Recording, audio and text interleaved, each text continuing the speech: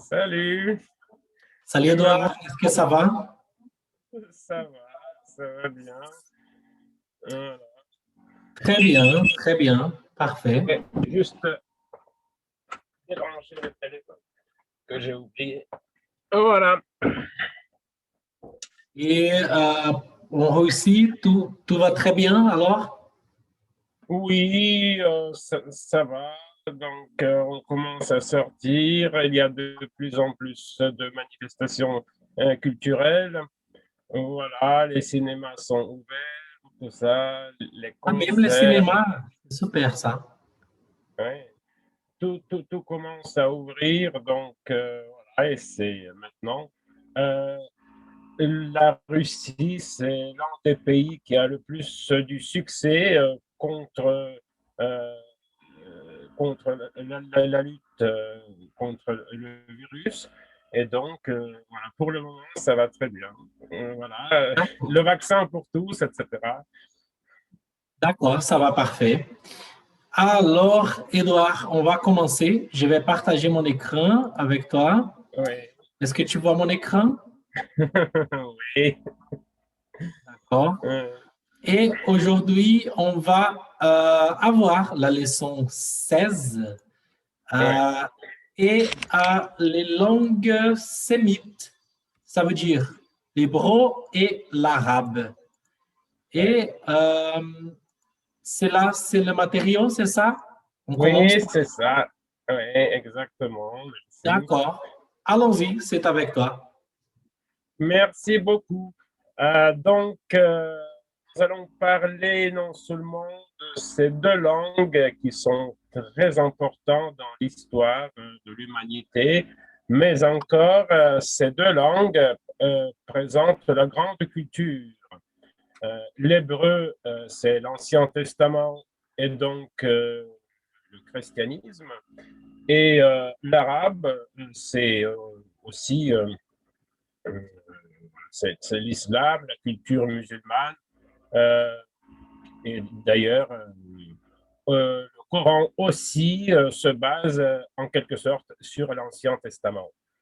Ça, c'est ce qu'on oublie souvent, mais c'est le cas. Donc, nous allons commencer par l'hébreu. Donc, en hébreu, ça se prononce ivrite, parfois on le dit ivrite. Euh, les pays sont Israël, Cisjordanie et la diaspora juive à travers tout le monde. Nombre de locuteurs, 9 millions. Et ensuite, nous voyons la classification par famille. Les langues hamito-sémitiques, qui inclut d'ailleurs l'ancien égyptien. Après, donc, les langues sémitiques occidentales, sémitiques centrales, les langues cananéennes et l'hébreu. Voilà, donc si tu pouvais me donner la page suivante, s'il te plaît. Et donc, nous voyons au point 101, nous voyons la déclaration des droits de l'homme écrite en hébreu et il faut le lire du droit à gauche. Voilà, l'hébreu moderne qui s'appelle ivrit, ce que j'ai dit déjà, et l'hébreu ancien qui s'appelle Lachon, Ha-Kodesh, voilà la langue J'ai une sacrée. question. Oui. C'est l'hébreu, c'est l'hébreu et l'arabe qui on a besoin de lire de droite à gauche, c'est ça? Ou il y a quelques des autres langues? Euh, je ne sais pas si comment répondre. Peut-être il y a encore une langue africaine qui se lit de droite à gauche, mais elle se trouve sous l'influence de l'arabe. D'accord, Et parfait. je ne peux pas citer aucune autre langue sauf l'hébreu et l'arabe. Oui, Je ne sais pas. parfait. Très bien. Euh, voilà, donc euh, la langue est étroitement apparentée aux Phéniciens et aux langues araméennes. ainsi qu'à l'arabe. Donc, l'histoire de la langue. L'hébreu ancien. De l'écriture égyptienne en hiéroglyphe dériva hypothétiquement l'écriture proto-sinaïque suivie de l'écriture proto-canéenne. Cette écriture a évolué ensuite en écriture phénicienne, considérée comme la mère des écritures grecques, hébraïques et araméennes. Le proto-hébreu. Les lettres d'Amarna ou de Tel Amarna sont une correspondance diplomatique égyptienne du XIVe siècle avant notre ère. Certaines lettres viennent de Canaan. Elles sont rédigées en akkadien, la langue diplomatique de l'époque de l'Égypte ancienne. Toutefois, elles comprennent bien des mots et d'expressions de la ou des langues ouest sémitiques parlées en Canaan. On y retrouve des parallèles linguistiques frappants avec l'hébreu de la Torah. La forme de ce ou de ces proto-langues reste imprécise. On peut cependant remarquer que les anciens dialectes phéniciens qui se trouvent sur le territoire du Liban actuel, connus, sont très similaires à l'hébreu ancien, à tel point qu'on peut parler de forme géographique d'une même langue, qui semble donc avoir été parlée avec des variantes régionales sur le côté syrio-palestinien. L'hébreu biblique provient donc d'une ou de plusieurs de ces variantes géographiques dialectales. Donc, l'alphabet paléo-hébraïque. En juillet 2008, est découvert dans une strate datée environ du premier millénaire avant Jésus-Christ, le stracon de Khirbet Keifa, qui pourrait être la plus ancienne trace écrite de l'hébreu sur le site de Khirbet Keifa, une localité de l'âge de fer 2. Donc, maintenant, nous allons dire quelque chose sur l'hébreu biblique. Dans la Bible, notamment dans le premier livre, la Genèse, Bereshit, au chapitre 14, verset 13, on trouve le mot Abraham à Ibri. Il s'agit d'Abraham l'hébreu, avant qu'il ne devienne Abraham, avec un H, mais le texte ne fait aucune mention de la langue parlée de celui-ci et de ses descendants. Il est généralement admis que le terme hébreu viendrait de l'expression mais Héber la Nahar, de l'autre côté du fleuve, qui désigne l'origine d'Abraham. Voilà. Le texte de la Bible hébraïque, en fait, c'est notre Ancien Testament. Donc, le texte de la Bible hébraïque en usage dans les traditions imprimées ou dans les rouleaux de la Torah à la synagogue est appelé texte massorétique, massoret, et signifie transmission. Sa rédaction est le fruit d'un travail de plusieurs siècles, depuis l'époque des rois, 8e siècle avant Jésus-Christ, jusqu'à celle de Maccabée, livre de Daniel, 167 avant l'ère chrétienne, dont il est difficile d'établir les différentes étapes. Je voudrais aussi ajouter que la Torah pour les Juifs, elle inclut plusieurs livres de la tradition juive qui ne sont pas forcément partagés par la tradition chrétienne, et aussi que la rédaction de la Torah est souvent, je dirais, critiquée parce que les textes n'étaient pas, comment je dirais, n'étaient pas arrangés d'une façon logique. Parfois, entre les textes de l'Ancien Testament, il n'y a pas de lien. Voilà. Et cette chose est mentionnée par le psychologue Irving Yalom, pour avoir des références. Donc, l'hébreu biblique est une langue religieuse, sans doute différente de la langue parlée par la population. On y trouve en effet essentiellement des termes pouvant être utilisés dans un contexte religieux. On a ainsi remarqué une certaine pauvreté de la langue biblique. D'ailleurs, ça, c'est une énigme, on ne le sait pas pourquoi.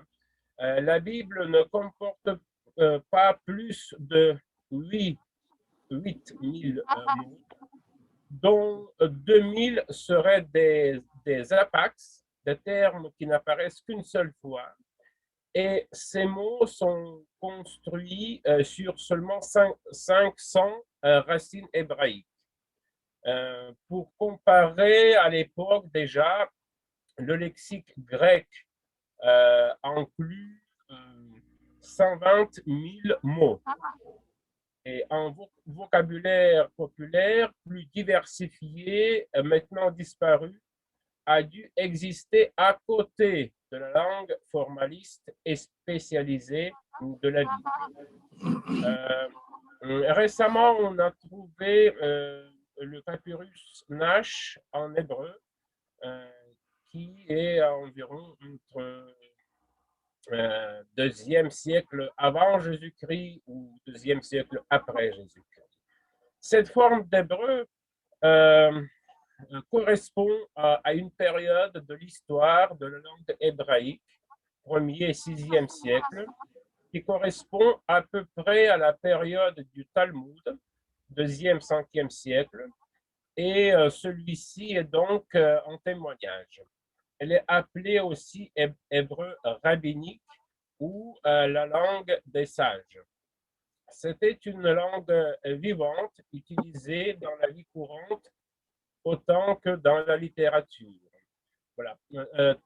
Je dirais que Talmud ne fait pas partie de la tradition chrétienne et ne fait pas partie de l'Ancien Testament. C'est pour ça que la langue est différente et la langue est plus riche que dans l'Ancien Testament. Voilà. Des innovations par rapport à l'hébreu de la Bible auquel il est postérieur de plusieurs siècles.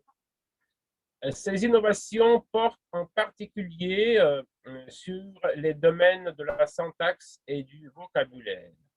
Il y a des emprunts aux langues politiquement ou culturellement dominantes de l'époque, araméen, grec, latin et persan. Maintenant, nous allons parler de l'hébreu médiéval. À partir du Xe siècle, c'est en dehors de la Palestine, au milieu des diverses communautés juives de la diaspora galoute, que l'hébreu survit. Il a survécu. Jusqu'à sa remarquable renaissance en Israël au XXe siècle, à la suite des efforts d'Eliezer ben Yehuda. Donc, l'hébreu moderne. La Renaissance et la reconstruction de la langue. Je vais parler d'un processus très intéressant, presque unique dans l'histoire de l'humanité, quand il s'agit d'une langue qui était uniquement savante, liturgique, que seulement les sages pouvaient lire, c'est un peu comme le latin aujourd'hui, mais même c'était encore pire, donc presque complètement oublié grâce aux efforts des personnes de la culture, des scientifiques. On a réussi à faire la renaissance d'une langue.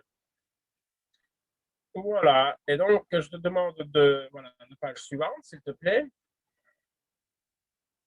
Voilà. Le travail de Ben Yehuda trouve son origine dans la période dite de la Hashakala. Donc, c'était un mouvement philosophique influencé par le siècle des Lumières qui est lancé à la fin du XVIIIe siècle en Allemagne par Moses Mendelssohn, 1729-1786. En usage laïque de la langue était répandu par la population juive. En 1793, le premier périodique en langue hébraïque est publié par des maskilim de la ville prussienne de Königsberg. Voilà, et ça, il s'appelait Hama et Asef, le collectionneur. Une part importante du journal est consacrée aux traditions, à la philologie, à la création littéraire du type moderne et aux actualités. En 1853, Abraham Mapou, le père du roman hébreu, publie un roman biblique qui connaîtra un grand succès auprès des lecteurs, qui s'appelle L'amour de Sion. Shalom Abramovich, plus connu sous le nom de Mendele Moïse Sforim, Mendele, le vendeur de livres, a inventé, après un détour via le yiddish, c'est-à-dire la langue parlée par les juifs, une nouvelle prose hébraïque, mélange de l'hébreu biblique et rabbinique, c'est-à-dire l'hébreu de l'Ancien Testament et l'hébreu du Moyen-Âge. Donc, c'est en Europe centrale et orientale que se développe la presse hébraïque. Plusieurs journaux naissent à Vienne, à Galicie, comme Halutz, Hachachar, ou dans l'Empire russe, Hamadjit, Chemedit. Ces derniers ont joué un rôle clé dans la diffusion des idées modernes, des œuvres littéraires et de l'usage laïque de l'hébreu propre au masculin. Ce dernier furent très tôt confrontés à la relative pauvreté dont j'ai déjà parlé en parlant de l'Ancien Testament. 8000 mots. Certains auteurs, comme Mendele Moïse Sforim, commencèrent donc un travail de création lexicale, inventant de nouveaux mots sur la base des racines hébraïques et arabes. Ça, c'est intéressant parce que presque tous ces scientifiques savaient que l'hébreu était proche de l'arabe et ne voyaient aucun inconvénient pour appeler à l'aide la langue arabe, voilà, avec sa tradition. Sympathisant du premier groupe sinoïste, les amants de Sion, Eliezer Perlman, choisit en 1881 le patronyme de Eliezer Ben Yehuda, est parti s'installer dans la ville de Jérusalem, en Palestine ottomane. Parce qu'à l'époque, il ne faut pas oublier, l'Israël n'avait pas son indépendance.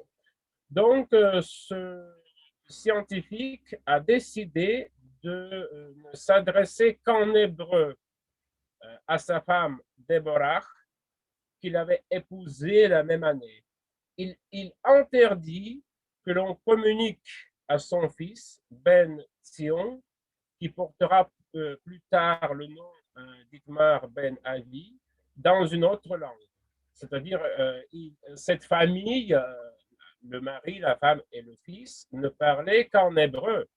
Et c'était pour la première fois je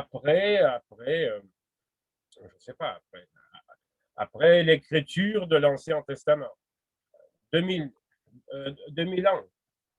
Voilà, donc ils se parlaient que en hébreu. Les Maskilim avaient développé une langue littéraire, mais c'est à l'initiative de Ben Yehuda que commença le renouveau de l'hébreu parlé. En 1894, Ben Yehuda entreprit la rédaction d'un grand dictionnaire. Il s'agissait du travail et de création lexicale, c'est-à-dire créer de nouveaux mots. Ce travail restant insuffisant, Ben Yehuda fut à l'origine de nombreux néologismes comme restaurant, mitzada, comme journal, iton, ou encore montre, Shaon. Après 15 ans du travail, le premier Oui, volume. Edouard, seulement un seconde, s'il te plaît. On arrête ici au 143 et on est presque en train de finir. Je vais te demander juste d'aller un peu plus vite, s'il te plaît, parce qu'on est une demi-heure déjà et il manque encore l'arabe, qu'on peut faire tous dans cette D'accord, unique leçon. je vais voir ce que je peux dire. Seulement les plus importants. D'accord, d'accord. Donc, que je réfléchisse un peu. Donc, le point, s'il te plaît, le point 154.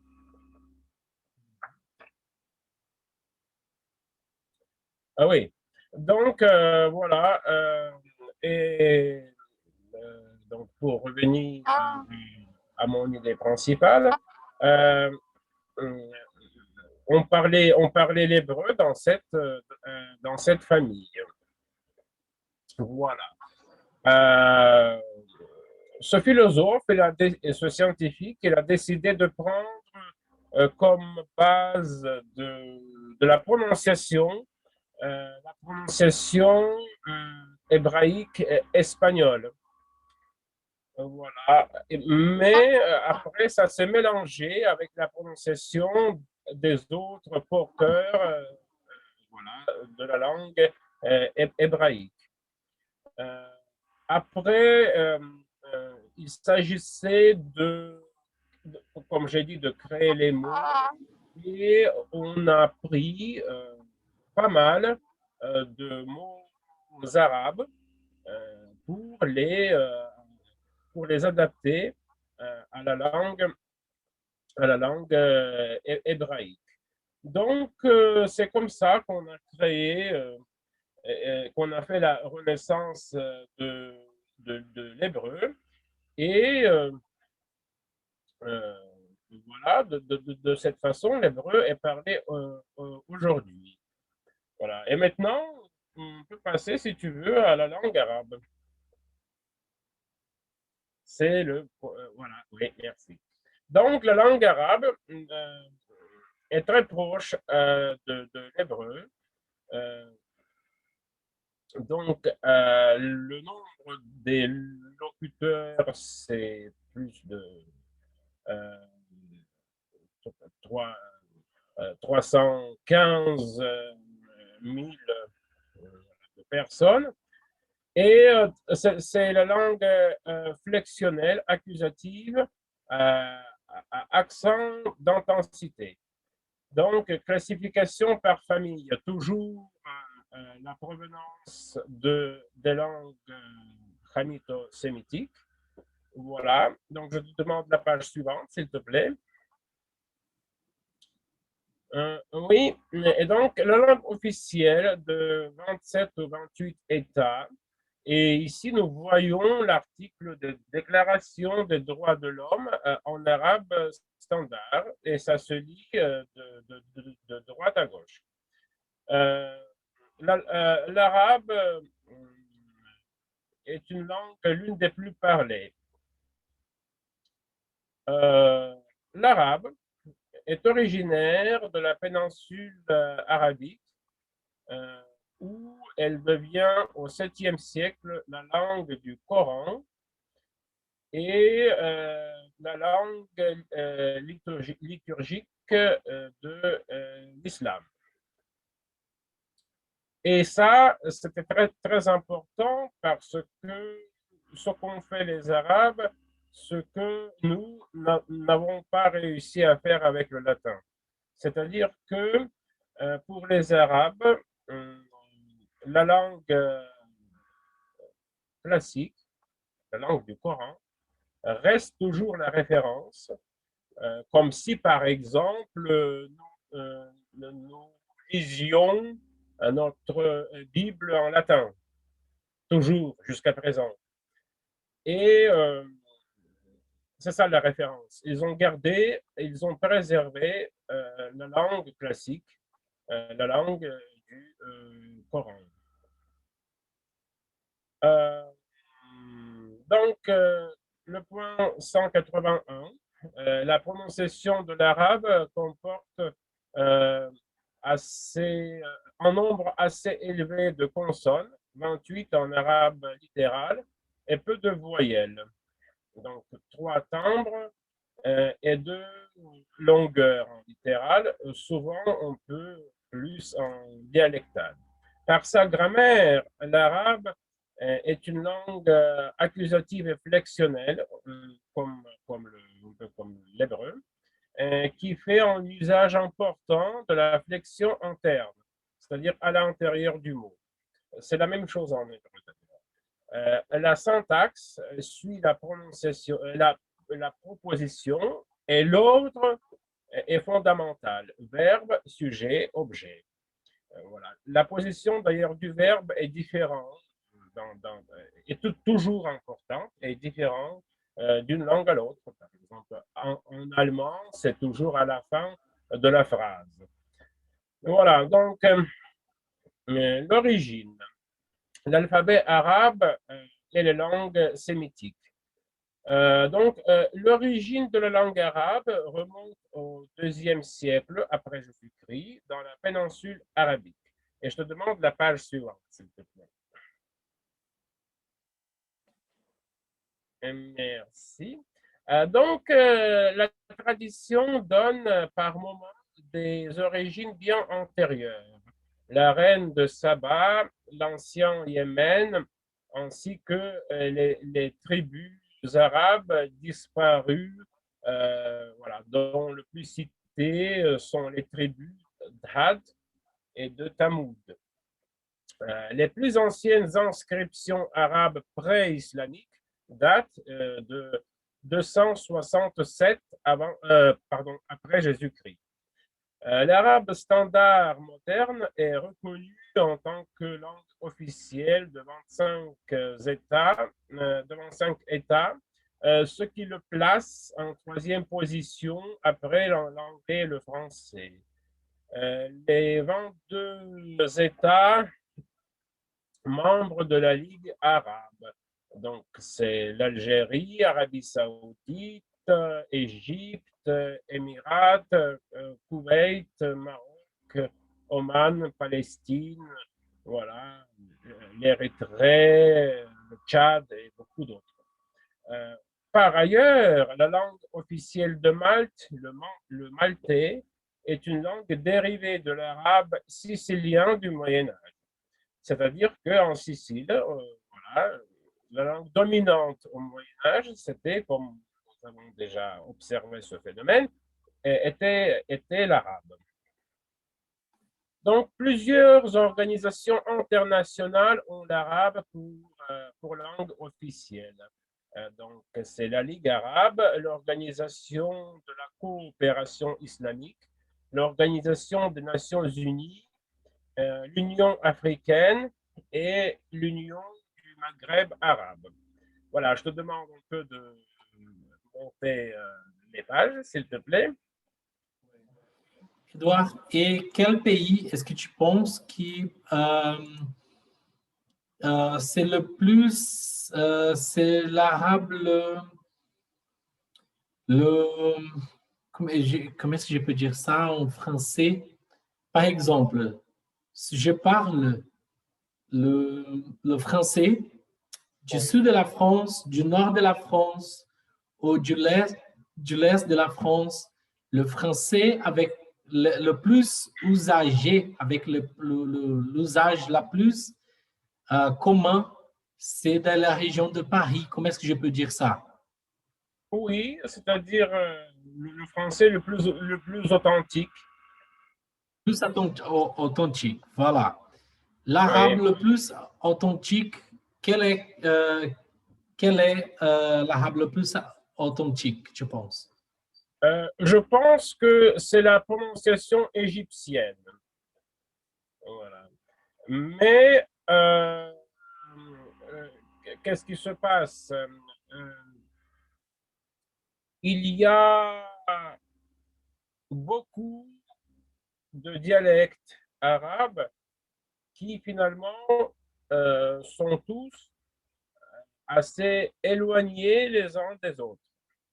Par exemple, au Maghreb, entre l'Égypte, le Maroc et la Tunisie, il y a une compréhension parce que c'est le voisinage géographique qui fait que on parle pas dans un dialecte, il y a quand même des différences, mais on se comprend.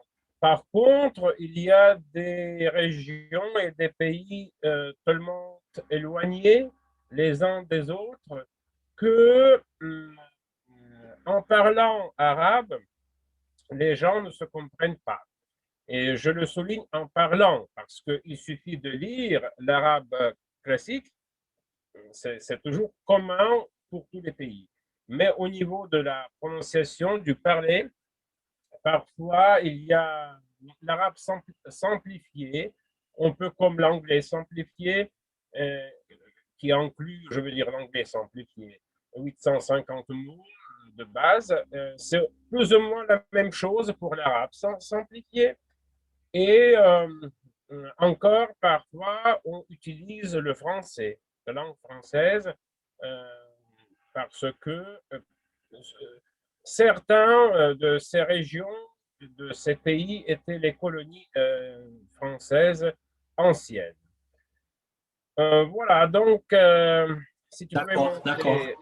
Et voilà, c'est bien répondu parce que je voulais te demander justement ça. Parce que je suis en train d'étudier l'arabe égyptien maintenant et parce que dans toutes mes recherches, c'était l'arabe égyptien qui j'ai trouvé le plus authentique, comme tu as dit. Et voilà. Et il y a quelques gens, quelques autres pays qui vont bien comprendre l'arabe égyptien parce qu'il y a des autres, comme le marocain, comme tu as dit, il ne se comprend pas du tout. À des recherches que j'ai faites, ils disent que les Marocains et les Égyptiens ne se comprennent pas du tout en parlant et en écrit, oui, c'est vrai que c'est plus possible. Et donc, pour nous qui parle français, c'est plus facile d'aller au Maroc et dans tous les pays africains qui parlent le français, c'est plus facile pour nous d'aller parler français là-bas au lieu de l'arabe. Parce que l'arabe, euh, tu vas apprendre l'arabe marocain pour utiliser que au Maroc. Ça ne marche pas du tout. Donc, c'est préférable, c'est plus désirable d'apprendre le français. Voilà, c'est que cette observation. Oui, Allons-y. c'est tout à fait vrai. Donc, nous allons passer, tu vois, au point 198. Tu vois, c'est tout en bas. Voilà. Donc, euh, la littérature la littérature arabe. Et il faut dire que, comme j'ai mentionné dans les exposés précédents, euh, c'est avant tout, ce sont les traités philosophiques euh, du Moyen Âge, des soufis, des alchimistes, voilà, qui étaient les gens très très ouverts, qui, qui ne pas respectaient, mais comment je dirais, qui ne faisaient pas la distinction ni entre les nationalités, ni entre les croyances, ni entre les religions au pluriel, ni entre les pays. C'est-à-dire pour eux, pour les soufis, euh, avant tout, c'était la personne humaine qui est sujette aux joies, aux souffrances, désireuse des connaissances, et voilà.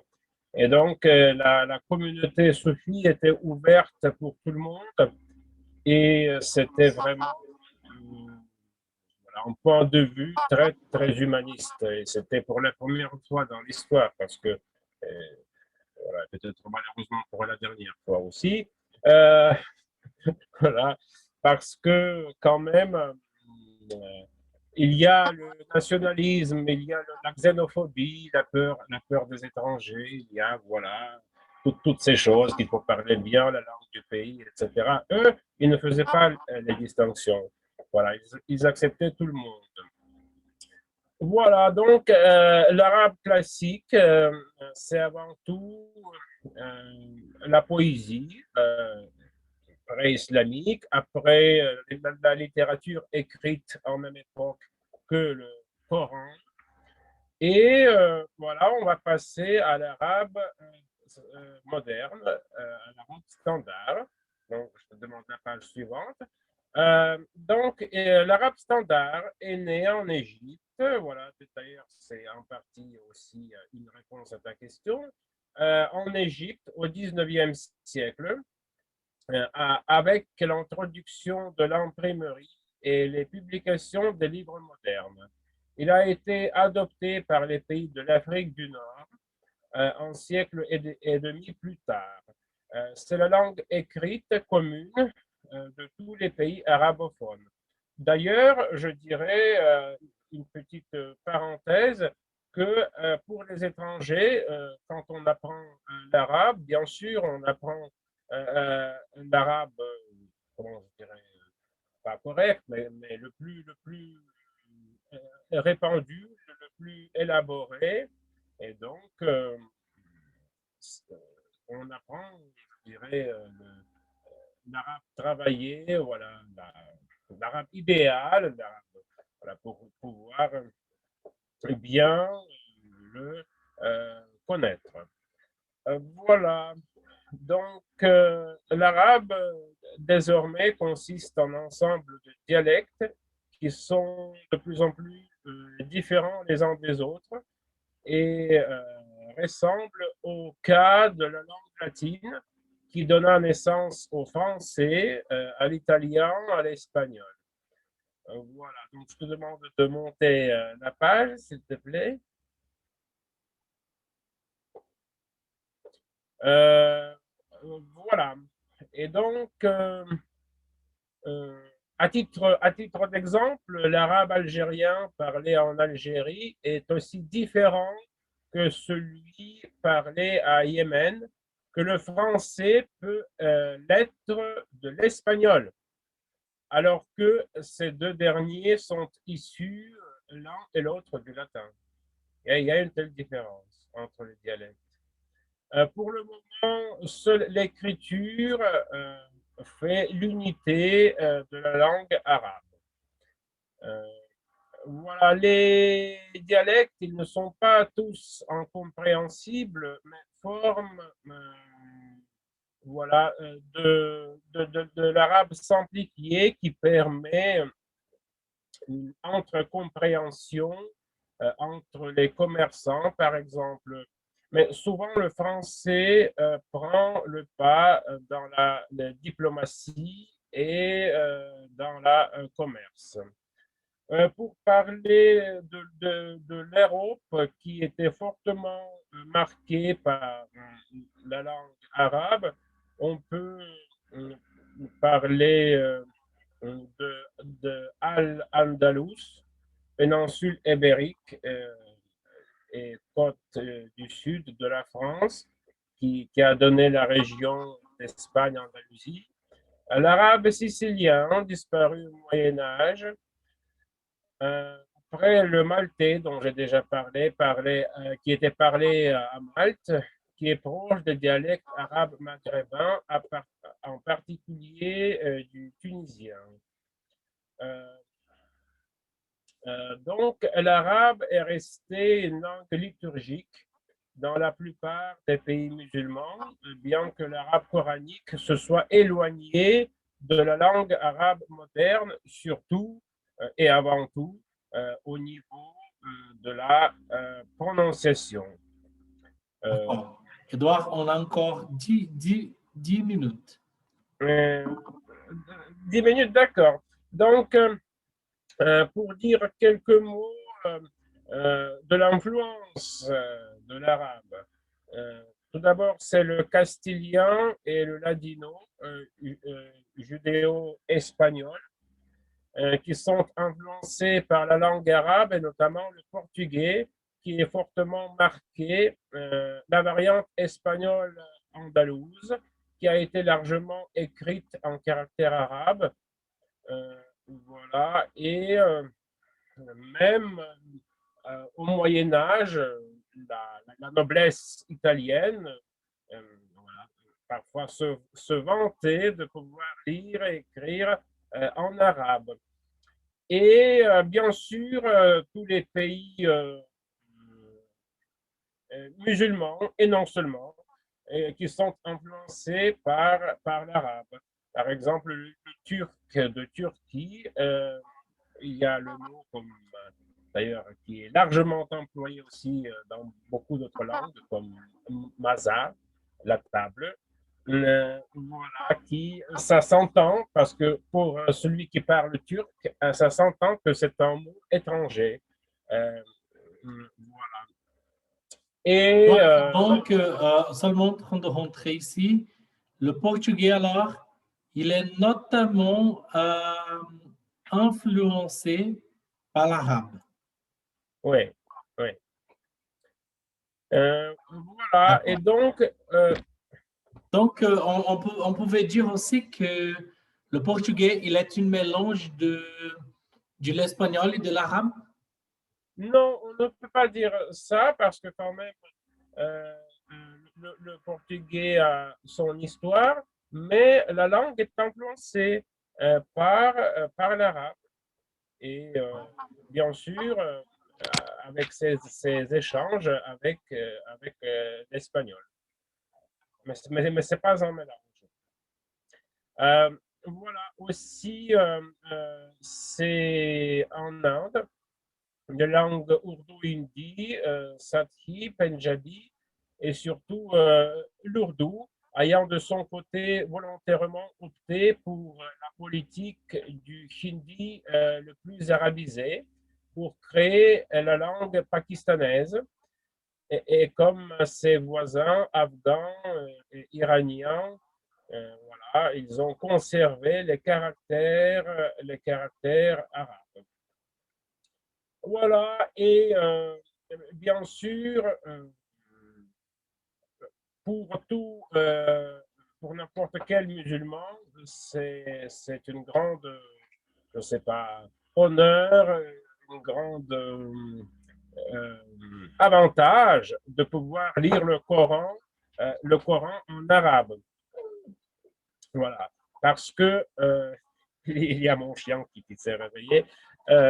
Voilà, de lire le Coran en arabe, parce que ça, c'est une affaire sacrée et très importante.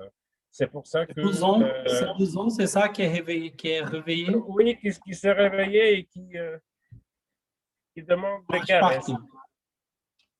Voilà. Donc, il faut que je fasse quelque chose avec lui. Voilà. Pour qu'il sorte. Voilà. parce qu'il dormait, il se réveillait. Et donc, c'est une affaire très importante de lire le Coran original, mais c'est parfois, et j'ai connu moi-même les musulmans qui apprennent l'arabe, voilà, uniquement, pas uniquement, mais avant tout pour lire le Coran. Et quand j'étais en Tunisie ou en Russie, où il y a beaucoup de républiques musulmanes, parfois les gens regrettent parce que c'est presque pas un péché, mais voilà, ils regrettent de ne pas parler arabe pour lire le Coran. Voilà, on peut finir sur ce point. Et si tu as les questions, voilà, elles sont bienvenues. Ah oui, les chiffres arabes d'ailleurs. Oui, Ça, les chiffres arabes, c'est important. oui. Donc, c'était le scientifique Fibonacci, l'italien, qui a vécu dans, dans le Maghreb, voilà, et qui a découvert que les Arabes utilisaient le zéro. Et en 1200 de notre ère, de notre époque, c'était le zéro, imagine, n'était pas connu oui, par les mathématiciens et surtout par les vendeurs, par les commerçants. Ils utilisaient d'énormes tables qui s'appelaient les banques, d'où vient le nom d'ailleurs, la banque. En fait, c'est le banc où on mettait les petites fiches avec les chiffres latins, avec les chiffres romains, avec cette complexité, parce que les chiffres romains s'écrivent en lettres. Par exemple, X, IV, cela veut dire 14. Et donc, ce scientifique, Bonacci, a publié un livre où il parlait de l'importance du zéro. Voilà. Et de l'importance d'introduire les chiffres arabes parce que selon lui, c'était bien plus facile, le calcul avec les chiffres arabes.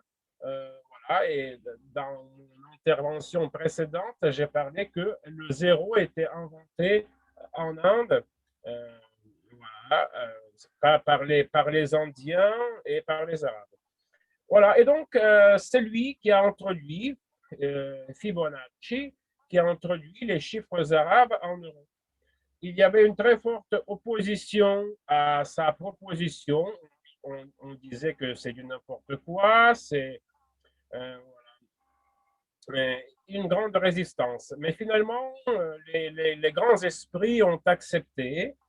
Voilà, et pour parler de la résistance, je dirais que on a jugé que le zéro apportait de la confusion et des difficultés au point que les opposants ont appelé ce système cifra, de chiffre, zéro en arabe, qui prit la signification du code secret en latin, tout comme le mot chiffre en français. Mais le système des chiffres arabes, finalement, conquiert, comme on le sait, et grâce à ce scientifique et grâce aux Arabes et aux Indiens, nos mathématiques actuelles sont assez faciles à manier, à utiliser. Voilà, c'est grâce à ces deux peuples et grâce aux scientifiques Fibonacci. Voilà. Très bien, mon bel Edouard. Voilà, c'est tout à fait bien compris. Je vais reviser cette leçon après parce qu'il faut, j'ai besoin. Et Edouard, merci, merci, merci, merci infiniment d'avoir partagé tes connaissances. Et on se voit la prochaine leçon, que ce sera la leçon 17, 17, la linguistique africaine. Oui, Merci, Edouard. À bientôt. oui, c'est Merci. un plaisir. Au revoir. Merci.